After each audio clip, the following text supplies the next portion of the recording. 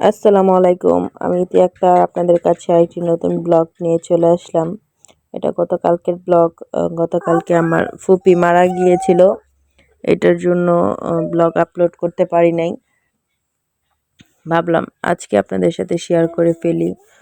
তো রাতের বেলা হঠাৎ সেহরির সময় ৩টার দিকে ফোন আসছে আর কি যে আমার বড় ফুপি মারা গেছে। তো সকালবেলা আমি নামাজটা সেহরি করার পর নামাজটা পড়েই না আমি সকালবেলা বের হয়ে গেছি মেহেরিনের বাবার কাছে মেহেরকে রেখে। কারণ আমি যেহেতু গাজীপুর থাকি আমার এখান থেকে অনেকটা দূর, আর 10টার মধ্যে জানাজা দিয়ে দিবে।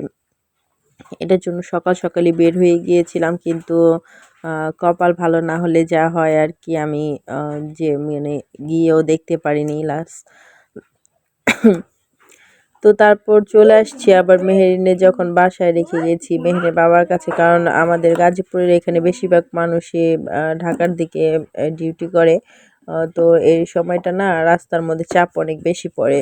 তো যাওয়ার পর ভাবলাম যে ট্রেনে যাই, ট্রেনে গেলে হয়তো জ্যাম কম পড়বে, তাড়াতাড়ি যেতে পারবো, কিন্তু সেখানেও মানে ট্রেন 2-3 জায়গায় লেট করছে, এটার জন্য যেতে পারি নাই, দেরি হয়ে গেছে অনেক, হয়তো বা ভাগ্যে ছিল না। তো তারপর এটা তো গতকালকের আগের ব্লগ, তো সেটাই আমি আপনাদের সাথে শেয়ার করছি। চুপ করো মেহেরিন। তো গাছে বেগুন হয়েছিল, সেই বেগুনই নিয়ে আসছি আমি ছিঁড়ে। তো বেগুনগুলো আর বড় হচ্ছিল না, আর এইটার রিলসটা তো আপনারা দেখছিলেন। তো এখানে মেহেরিন মাটির চুলায় আমি একটা পাতিল বসিয়ে রেখে গিয়েছিলাম ভাজা বোনা করার জন্য। আর আমি যেহেতু মাটির চুলায় রান্না করি, আমি সব পাতিলে রান্না করি না, কারণ সব পাতিলে রান্না করে সব কালো হয়ে যাবে, আমার কাছে এগুলো ভালো লাগে না। তো আমার কিছু নির্দিষ্ট পাতিল আছে, সেগুলোতেই আমি রান্না করি। আর আমি ভয়েস দেওয়ার সময় না মেহেরিন একটু বেশি দুষ্টামি করে আর কি, এটা আপনারা একটু স্কিপ করে যাবেন। আর আমার বাসায় গ্যাসের চুলাও আছে, কারেন্টের চুলাও আছে। তো কারেন্টের চুলায় না চুলায় সমস্যা হয়েছে, এটার জন্য কারেন্টের চুলায় রান্না করতে পারি না, আর সিলিন্ডারে রান্না করি না আমি। সিলিন্ডারের গ্যাস শেষ, কিন্তু তারপর আর আমি ভরে আনিনি, কারণ কিছুদিন আগে আপনারা সবাই হয়তো বা দেখেছেন যে ফেসবুকে ওই যে একটা ফ্যামিলিতে গ্যাসের সিলিন্ডার বিস্ফোরণ হয়ে যায়।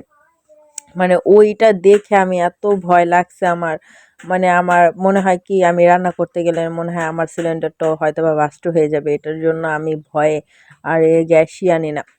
ভাবলাম যে না কারেন্টের চুলা রান্না করব, তারপর আর সিলিন্ডার আনবো না। আমি রাতের বেলা জানি না আমার এত ভয় করে আমি ফ্রিজ অফ করে রেখে দিই, আমার কাছে মনে হয় কি ফ্রিজও মনে হয় বাস্ট হয়ে যাবে এরকম। তো এই যে ইফতারিটা করে নিচ্ছিলাম, তো এই যে ইফতারিটা করে নিচ্ছিলাম। তো এগুলো মানে সব ভিডিও না আমার কাছে লাগলো কেমন এলোমেলো হয়ে গেল।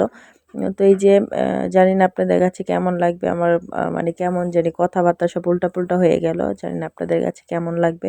যদি আমার ভিডিওটি ভালো লেগে থাকে অবশ্যই আমার চ্যানেলটি ফলো দিয়ে যাবেন, লাইক করবেন, কমেন্টস করবেন এবং শেয়ার করবেন। ধন্যবাদ সবাইকে। আজ এ পর্যন্তই। আল্লাহ হাফেজ।